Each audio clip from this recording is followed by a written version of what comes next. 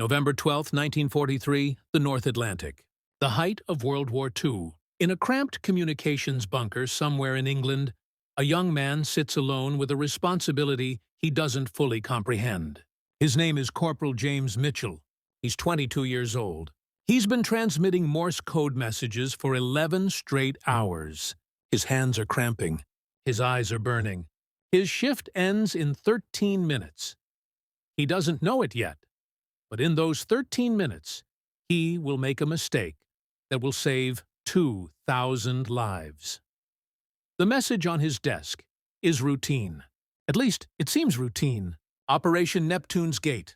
Deployment orders. 2,000 troops. Grid coordinates. 54 degrees north, 28 degrees west. A position in the North Atlantic where Allied command believes they've found a weakness in enemy supply lines.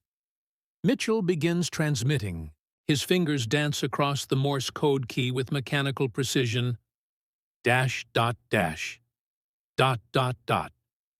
Each character carrying the weight of orders that will put thousands of men into harm's way.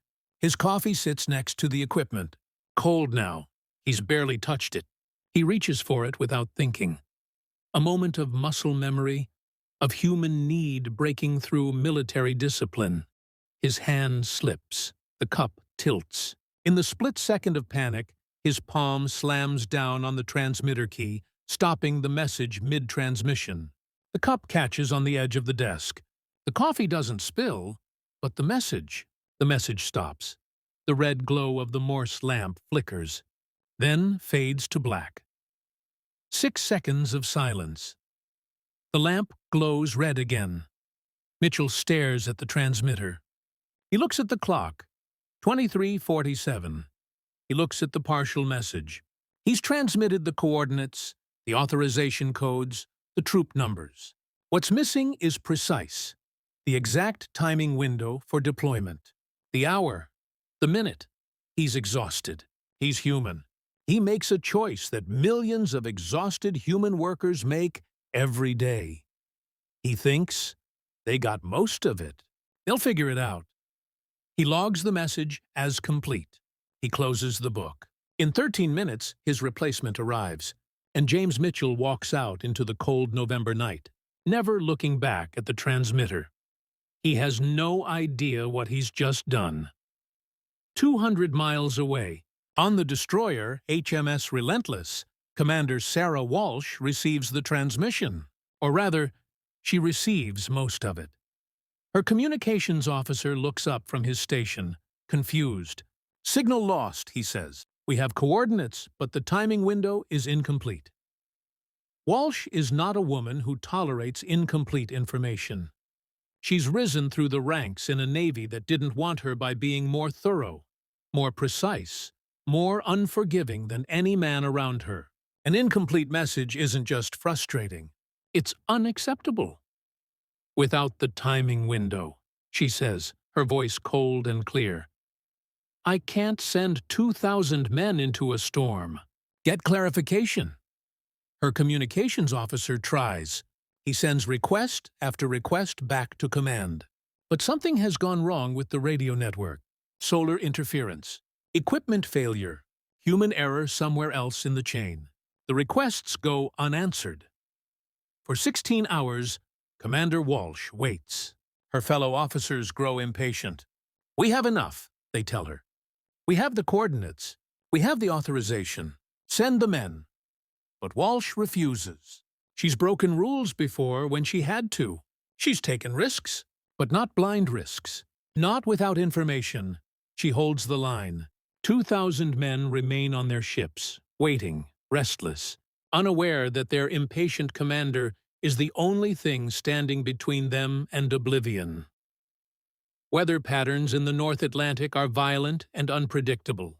In November of 1943, meteorology is still more art than science. Forecasting is primitive. Storms appear with little warning. This storm forms overnight. A Category 4. Tempest born from the collision of Arctic air and Gulf Stream warmth. It moves fast, gathering strength as it travels. It moves directly toward grid coordinates 54 degrees north, 28 degrees west. When the weather report reaches HMS Relentless the next morning, Commander Walsh feels her blood turn cold. The exact coordinates from the incomplete message, the exact position where she would have sent 2,000 men. Her communications officer goes pale. "If we'd deployed on schedule," he whispers. "If we'd had that timing window—" Silence. Walsh doesn't let him finish. She doesn't need him to. The storm hits with apocalyptic force. Waves 40 feet high. Winds exceeding 100 miles per hour. 3 supply ships caught in its path simply vanish. No distress calls. No survivors. The ocean swallows them whole, and when the storm passes, there's nothing left but empty water. If 2,000 men had been there, in small landing craft, in the middle of a military operation, focused on an enemy that didn't exist instead of the water that would kill them, none of them would have survived. Not one. James Mitchell learns about the storm when he arrives for his next shift. His replacement, Corporal Davies, looks like he's seen a ghost. "Did you send the full Neptune's Gate deployment last night?" Davies asks. Mitchell's stomach drops. "Most of it. Why?" When Davies tells him about the storm, about the missing ships, about how command held back deployment because of an incomplete transmission, Mitchell can't speak. He sits at his station, staring at the transmitter, the same one his hand struck 24 hours earlier. His eyes drift to the clock on the wall. 23:47. The same time. 6 seconds. His hand slipping. His exhaustion. His human error. 2,000 lives. Davies is talking about miracles, about providence, about how command is calling it brilliant caution that saved the operation. But Mitchell knows the truth. There was no caution, no brilliance, just a slipped hand and a choice made from exhaustion. Just 6 seconds of silence that shouldn't have mattered, but changed everything. He thinks about telling someone, confessing.